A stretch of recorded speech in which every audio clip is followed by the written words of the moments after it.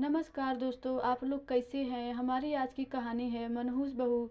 रीना। वो रीना चिल्लाते हुए रीना की सास घर के आंगन में आ खड़ी हुई। रीना ऊपर छत पर कपड़े सुखाने गई हुई थी। उसको आवाज़ नहीं सुनाई दी, पर रीना की सास चिल्लाती है, कहाँ मर गई कलमोही, कहाँ मुंह काला करने गई है। घर का सारा काम पड़ा है और खुद महारानी सो गई होगी। रीना के पति की रीना के शादी के 1 साल बाद ही कार एक्सीडेंट में मृत्यु हो गई थी।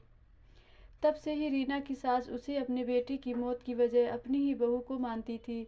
वो वैसे ही बात करती रीना से। अब तो रीना को आदत सी हो गई थी। उसकी एक बेटी थी जो अभी सिर्फ 6 महीने की हुई थी। उसे तो रीना की सास देखना तक पसंद नहीं करती थी। घर में अब रीना और उसके सास ससुर बेटी, बस ये 4 ही सदस्य थे। रीना के ससुर तो बेटा गया तब से बेटे के गम में सुन्न से हो गए थे। वे बस अपने रूम में ही रहते। उनको घर से बाहर से जैसे कोई लेना देना ही नहीं था। रीना की ननद कभी कभी छुट्टियों में घर आती, तब थोड़ी रौनक सी आ जाती। घर में बच्चों की आवाज़ें किलकारी गूंजती। तब रीना की सास रीना से थोड़ा कम लड़ती झगड़ती। रीना की सास अभी चिल्ला ही रही थी कि आंगन में इतने में रीना भाग के छत से आई। जी माँ जी, आपने कुछ कहा। तब रीना की सास सरला चिल्लाने लगी, कहाँ मर गई थी, कब से आवाज़ दे रही हूँ, सुनाई नहीं देता क्या। रीना ने धीरे से कहा, माँ जी कपड़े सुखाने गई थी छत पे। इतने में ही रीना की बात काटते हुए सरला बोली, ठीक है, आज अपनी सुमन आने वाली है, जल्दी जल्दी खाना बना लो, और हाँ अच्छे से बनाना, और घर की थोड़ी सफाई भी कर देना। इतना कहकर सरला घर से बाहर निकल आई। सरला के तेज बोलने से रीना की बेटी भी जाग गई। रीना दौड़कर अपने कमरे में गई। अपने बेटी को गोद में लेकर उसको दूध पिलाया, और दूध पिलाकर खिलौने डालकर उसके सामने खुद रसोई में काम करने लगी।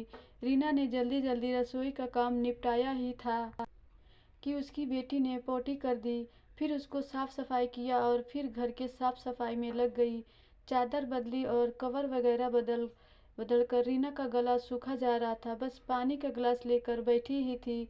पानी की एक घूंट भरी ही थी। इतनी में सरला चिल्लाते हुए बोली, महारानी घर का सारा काम कौन करेगा, सारे दिन आराम करती है, क्या पी रही है। रीना के गिलास की ओर नज़र दौड़ाई, फिर पानी देखकर चुप रह गई और सारे घर में नज़र घुमाकर देखी कि सारा घर भी साफ सुथरा नज़र आ रहा है।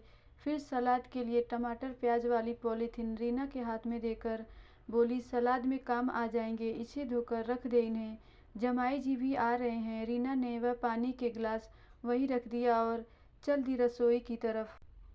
रीना के जाते ही सरला ने रीना का ग्लास उठाया और इसकी स्मेल लेकर देखती है, मैं जो ठंडा लाई थी कहीं वह तो नहीं है।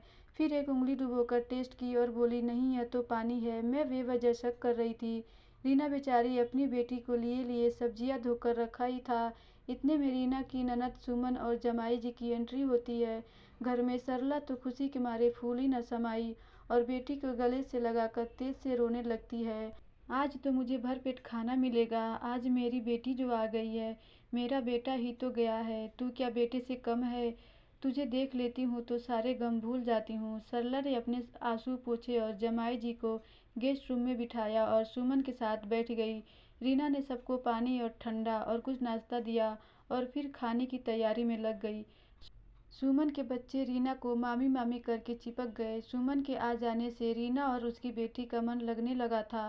रीना को सरला कभी मायके मिलने तक नहीं भेजती थी। सुमन ने एक दिन सुबह सुबह सारा काम रीना के साथ लगकर करा दिया और फिर अपनी माँ सरला को कहा, माँ भाभी आज अपने मायके आएंगी, बहुत दिन हो गए हैं, अभी तो मैं यहाँ हूँ, तुम्हारा भी मन लगा रहेगा। सरला कुछ देर चुप रही, फिर कुछ सोचकर बोली, ठीक है, कुछ दिन यहाँ भी शांति रहेगी। रीना अपने मायके चली जाती है। कुछ दिन तो अच्छे से निकल गए। पीछे से सरला बीमार हो गई और एक दिन सुमन के सास का सुबह सुबह फ़ोन आया कि आज तुझे लेने आ रहा है और फिर हमें वैष्णो माता के दर्शन के लिए जाना है। सुमन बिना कुछ सोचे अपने बीमार माँ को छोड़कर अपने पति के साथ अपने ससुराल चली जाती है। सरला दिन पर दिन और ज़्यादा बीमार हो जाती है। फिर सरला को अपनी बहू रीना की याद आई और उसे फ़ोन करके बुलवा लिया। रीना उन दिनों सरला का बहुत ख्याल रख हर एक छोटी से छोटी चीज़ों, सुबह उठने से लेकर शाम को सोने तक रीना सरला का बहुत ख्याल रखती।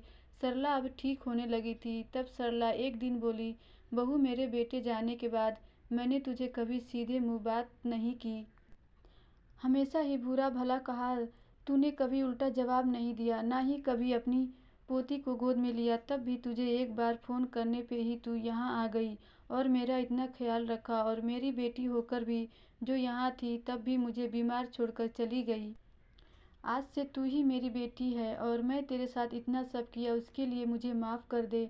और फिर सरला ने अपनी पोती को गोद में उठा लिया और उसे प्यार से दुलारने लगी, और फिर सरला और रीना दोनों सास बहू माँ बेटी की तरह रहने लगे। अब सरला अपनी बहू और पोती का बहुत ख्याल रखती।